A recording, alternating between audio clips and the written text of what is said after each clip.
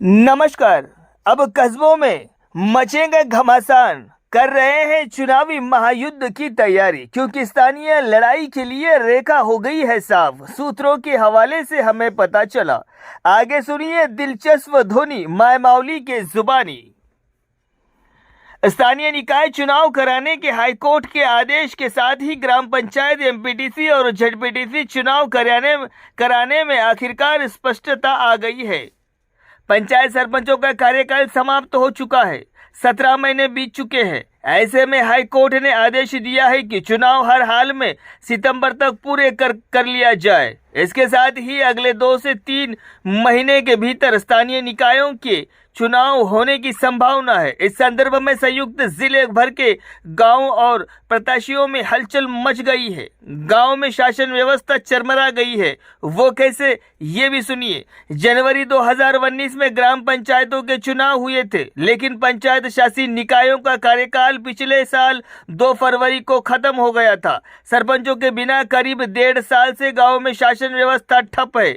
चुनाव न होने के कारण केंद्र से मिलने वाली राशि भी बंद हो गई है और गांव में कोई बड़ा विकास कार्य नहीं हुआ है। अधिकांश गांवों में सिर्फ आपातकालीन कार्य ही हुए हैं, यानी कुछ मुख्य रूप से जैसा कि पेयजल की व्यवस्था, पानी की व्यवस्था, सफाई, स्ट्रीट लाइट, जल निकासी आदि को छोड़कर अन्य विकास कार्य स्थायी समस्याओं के समाधान के उपाय नहीं हो पाए हैं।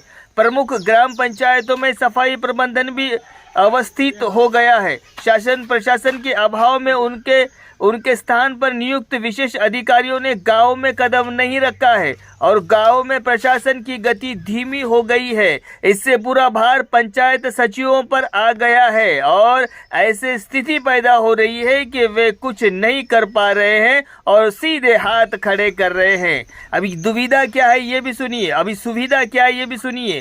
सितंबर तक स्थानीय निकाय चुनाव कराने के हाईकोर्ट के फैसले के मद्देनजर ये जानना दिलचस्प हो गया है कि कौन से चुनाव पहले होंगे। क्या पंचायत चुनाव पहले होंगे या फिर एमपीटीसी झटपीटीसी चुनाव पहले होंगे। इस बात पर बहस शुरू हो गई है। पंचायत चुनाव पहले होंगे या नहीं। साथ ही हालांकि राज्य सरकार का कहना है कि वो 42% बीसी आरक्षण लागू करेंगी, लेकिन इसके लिए संसद से मंजूरी की जरूरत है।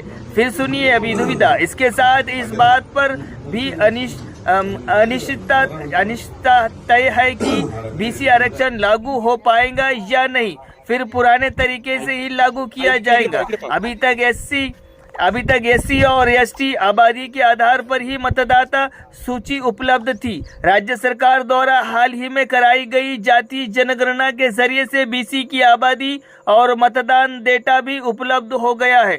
अगर बीसी आरक्षण लागू करने को मंजूरी मिल जाती है तो बीसी जनसंख्या का डेटाबेस को भी इसके साथ जोड़ना होगा। इसमें और समय लगने की संभावना है। अभी देखिए, फिर से आपको हेडलाइन सुनाता हूँ। हाई कोर्ट ने सितंबर तक चुनाव करने का आदेश दिया। सरकार इससे पहले इसे खत्म करने की कोशिश कर रही है। सबसे पहले यह स्पष्ट नहीं है कि ये पंचायत है या प्रादेशिक है और राजनीतिक दलों और उम्मीदवारों के बीच हंगामा शुरू हो चुका है। अभी देखिए, बीसी आरक्षण लागू करने को लेकर उत्साह भी इस वक्त चल रही है और स्थानीय लड़ाई के लिए लाइन साफ हो चुकी है। मायमावली के साथ बने रहने के लिए धन्यवाद।